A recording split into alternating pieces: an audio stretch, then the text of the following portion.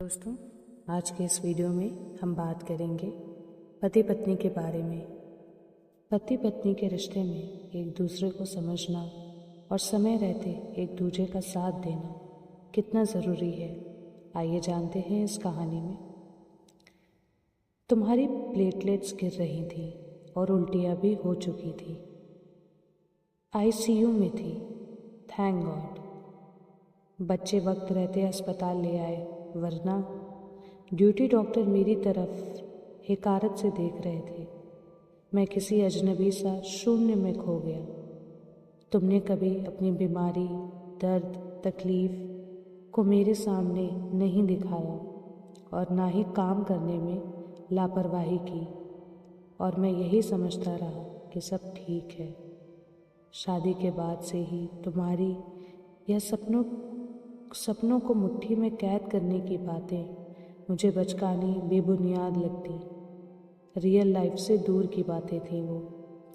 कभी तुम्हारे साथ उड़ने की कोशिश नहीं की मैंने।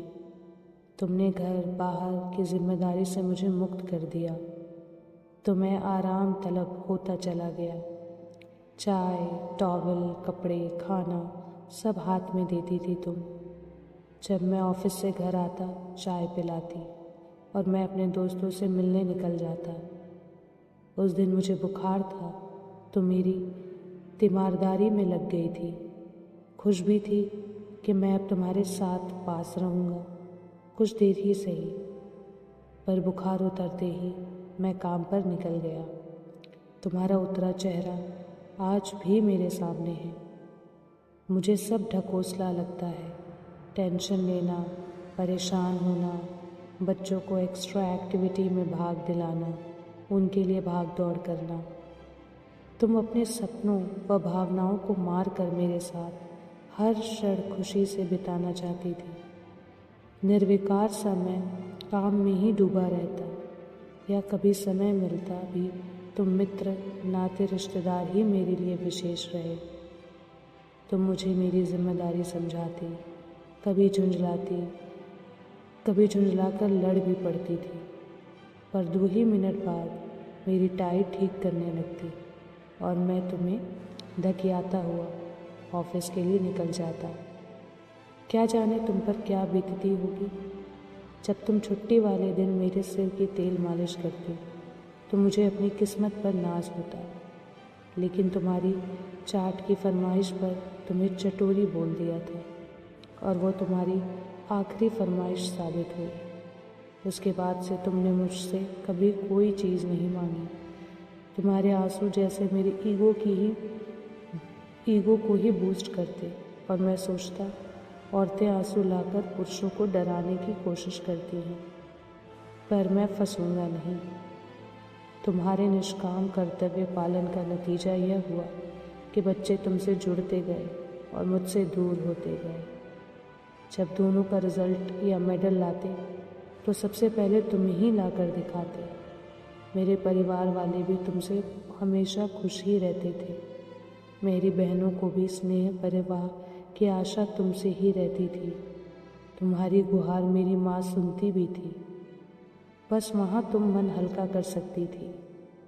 मेरी निष्ठुरता से उबरने के लिए तुमने अपनी किटी पार्टियाँ भी शुरू कर दी, लेकिन मुझे यह सब भी बर्दाश्त नहीं होता था, क्योंकि मुझे यह बेवजह समय और पैसे की बर्बादी लगती। मेरे लिए ये सब चोचले होते। परिणाम वही हुआ। प्रौढ़ावस्था में मैं अकेला तथा तिरस्कृत महसूस करने लगा, और बच्चों के साथ तुम और मजबूत हो चुकी थी। फिर भी मेरी परवाह थी तुम्हें। अब बस यह अंतर आ चुका था कि जिस सानिध्य के लिए तुम तरसती थी, उसके लिए अब मैं तरसने लगा, क्योंकि जब भी मैं चाहता तुम मेरे आसपास रहो। तुम किशोर हो रही बच्चों से घिरी उनकी कोई समस्या सुलझा रही होती। अब बच्चे भी अपनी अपनी जॉब में खुश हैं।